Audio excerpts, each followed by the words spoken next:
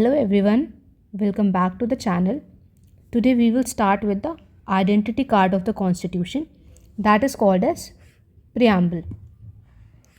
As we have already studied that Constitution defines the ideology and the philosophy of the nation.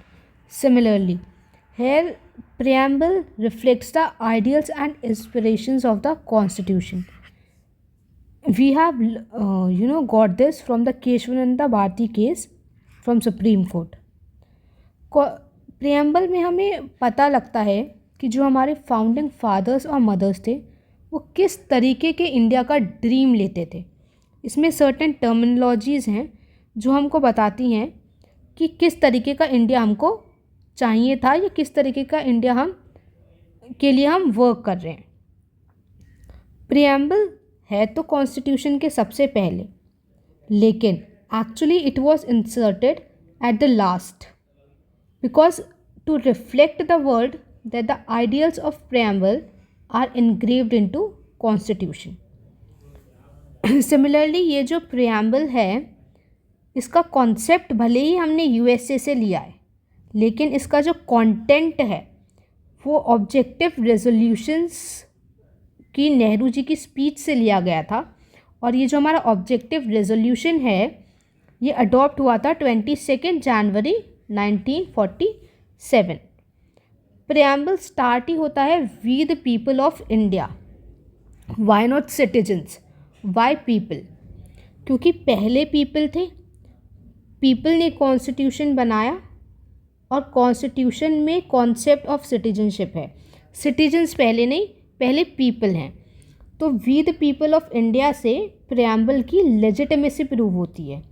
ये source of authority है which proves the legitimacy of the constitution. कोई भी normal इंसान जो कि India में रहता है, जो इंडिया का सिटीजनशिप है या इंडिया का पीपल है, वो कॉन्स्टिट्यूशन को डिनाई नहीं कर सकता क्योंकि लेजिटिमेसी कॉन्स्टिट्यूशन की कोई और नहीं, पीपल ही से ही प्रूव होती है.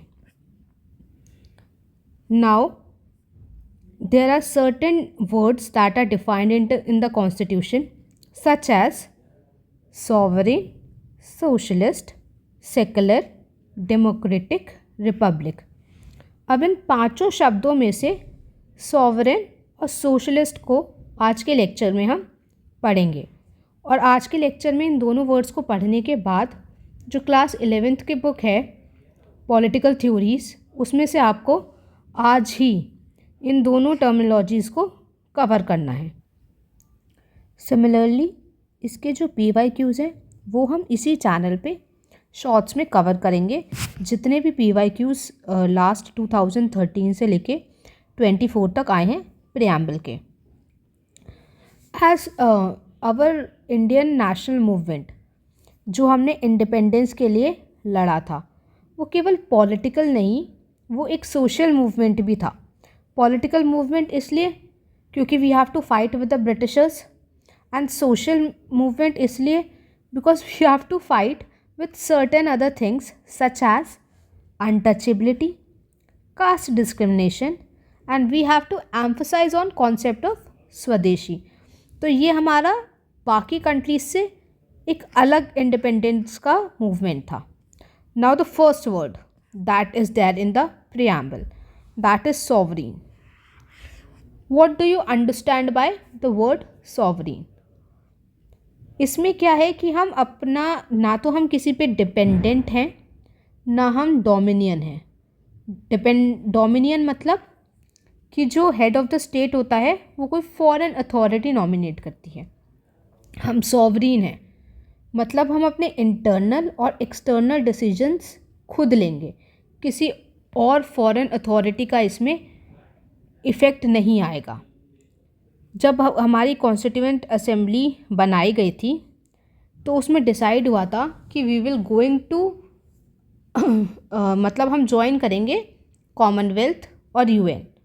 तो certain people have certain questions कि ये हमारी सॉवरेनिटी को डाइल्यूट तो नहीं कर देगा, बट ये हम ज्वाइन कर रहे थे अपनी खुद की विल से, अपनी खुद की मर्ज़ी से, और हम जब चाहें इससे डिसएसोसिएट हो सकते थे.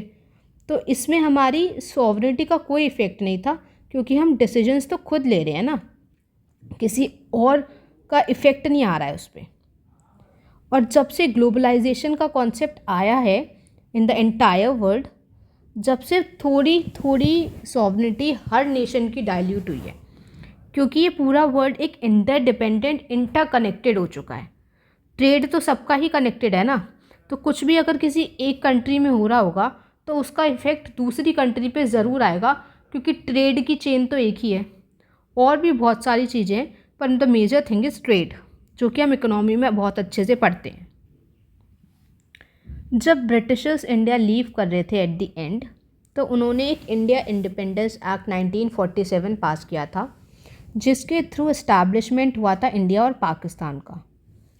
तो फ्यूचर में कोई कन्फ्यूजन को अवॉइड करने के लिए जब कॉन्स्टिट्यूशन बना अपना, तो आर्टिकल 395 में साफ साफ लिखा गया कि India independence act 1947 is repealed, क्योंकि बाद में कभी ऐसा नहीं हो कि ब्रिटिशर्स बोले कि हमारे ये एक्ट दिया था तो इसकी वजह से इंडिया को इंडिपेंडेंस मिला है, और अगर उन्होंने ये एक्ट रिपील कर दिया तो अपनी सॉवरेनिटी तो इफ़ेक्ट हो जाएगी। इसलिए हमारे कॉन्स्टिट्यूशन के मदर्स फादर्स ने ऑलरेडी इस एक्ट को कॉन्स्टिट्यूशन में रिपील ही कर दिया है। सॉवरेनिटी में एक और कॉन्सेप्ट आता है, that is union has the power to acquire और repeal with any territory. State के पास ये पावर नहीं हो सकती है, केवल यूनियन के पास पावर है to go for land boundary exchanges. अब सेकेंड टर्म पे जाते हैं, दैट इज़ सोशलिस्ट। हमने ये टर्म पहले भी कहीं ना कहीं कभी ना कभी तो सुनी होगी। जैसे कि हम पढ़ते हैं ना कि Russia as a socialist state, कि वहाँ पे सब कुछ गवर्नमेंट के पास है। क्या इंडिया में भी सेम है क्या? नो, इंडिया के पास सोशलिज्म तो ज़रूर है, क्योंकि हमने अभी तो नहीं पढ़ा है, लेकिन आगे फ्यूचर में हम पढ़ेंगे DPSPs, उसमें सोशलिस्ट स्टेट की बात की गई है। तो इसकी वजह से क्या, इंडिया के पास सोशलिज्म तो है, लेकिन India has reoriented the definition of socialism. कैसे? सोशलिज्म का मतलब क्या होता है कि जो मीन्स ऑफ प्रोडक्शन है वो कलेक्टिवली कम्युनिटी के पास है, और कम्युनिटी के बिहाफ पे गवर्नमेंट ने उसको होल्ड किया है। लेकिन इंडिया में गवर्नमेंट और प्राइवेट दोनों सेक्टर्स प्रिवेल करते हैं, तो यहाँ पे एब्सोल्यूट सोशलिज्म नहीं है। ठीक है, यहाँ थोड़ा हम सोशलिज्म अचीव करना चाहते हैं, क्योंकि सोशलिज्म का प्रिंसिपल क्या होता है, इनइक्वालिटी को रिड्यूस करना, जो कि हम भी चाहते हैं, हमारे DPSP में लिखा हुआ है, but through the evolutionary method, not revolutionary method. लड़ाई झगड़े से नहीं, इवोल्यूशन से।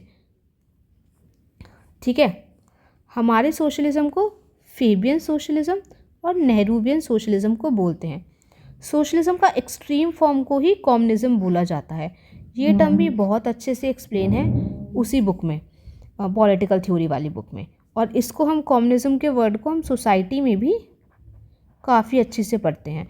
इनफैक्ट जिनके पास सोशियोलॉजी या फिर एंथ्रोपोलॉजी ऑप्शनल होगा, वो तो इन टर्म्स को बहुत अच्छे से पढ़ेंगे ही। बाकी GS1 में भी हमको पढ़ना होता है इन्हें सोसाइटी में। सेकेंडली, एक क्वेश्चन आता है जब हम बोलते हैं कि हमारे यहाँ दोनों सेक्टर्स प्रिवेल करते हैं, प्राइवेट भी और गवर्नमेंट भी, कि क्या इंडिया ने सोशलिज्म गिव अप कर दिया है?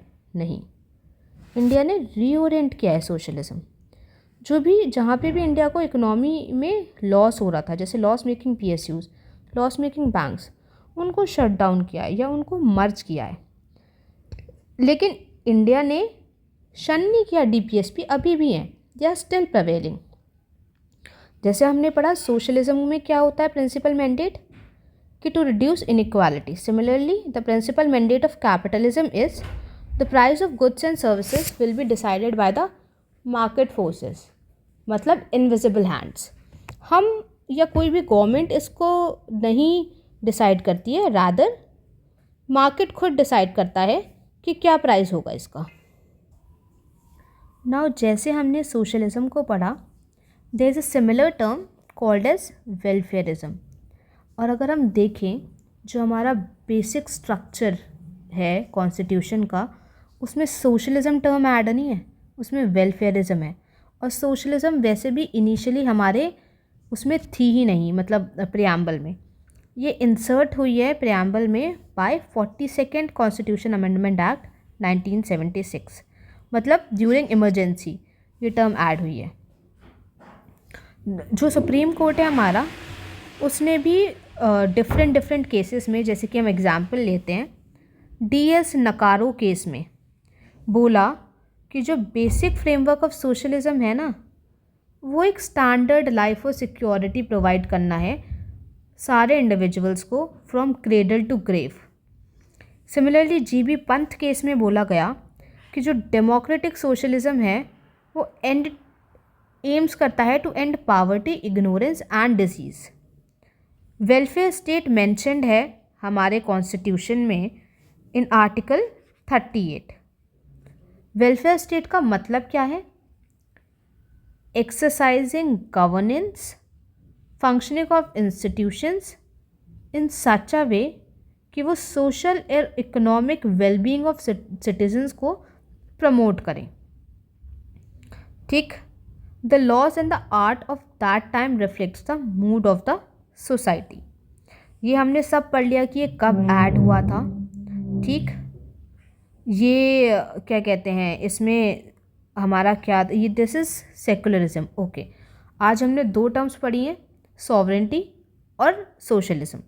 कल हम सेकुलरिज्म, डेमोक्रेटिक और रिपब्लिक, जो हमने ऊपर पढ़ा ना कि सोशलिज्म 42nd कॉन्स्टिट्यूशन अमेंडमेंट के वजह से ऐड हुआ है प्रियम्बल में, सिमिलरली सेकुलरिज्म भी वैसा है। हम कल इसको पढ़ते हैं। बाकी आप जैसे मैंने पहले बोला कि इन दोनों टर्म्स को अच्छे से पॉलिटिकल थ्योरीज में से पढ़ना, साथ में देखना कि कौन से PYQs आए हैं, क्योंकि अगर सिर्फ हम पढ़ते चले जाएंगे ना तो we will not analyse the fact कि पेपर या ये एग्ज़ामिनेशन हमसे क्या डिमांड कर रहा है। उसके लिए हमें PYQs देखना बहुत इम्पॉर्टेंट है कि हम पढ़ तो रहे हैं, पर क्या जो एग्ज़ाम पूछ रहा है तो हमने जो पढ़ा है उसमें से हम वो कर पा रहे हैं सॉल्व, क्योंकि एट द एंड तो एग्ज़ाम निकालना है ना, सिर्फ पढ़ के याद थोड़ी ना करना है। बाकी मैं आपको इसी चैनल पे शॉर्ट्स के थ्रू PYQs दिखाऊंगी सारे कि क्या क्या आए हैं। आगे भी सिमिलरली हम ऐसे ही इसी कॉन्सेप्ट पे धीरे धीरे चलेंगे, और मैं वीडियोस छोटी रख रही हूँ इस बेसिस पे अभी कि हम थोड़ा थोड़ा पढ़ें, बट पढ़ पाएँ कि हम कैसे पढ़ रहे हैं। और अगर मेरे टीचिंग पैटर्न में कुछ चेंज चाहिए तो प्लीज़ लेट मी नो, तो उस अकॉर्डिंग हम चेंज कर सकते हैं। Thank you everyone.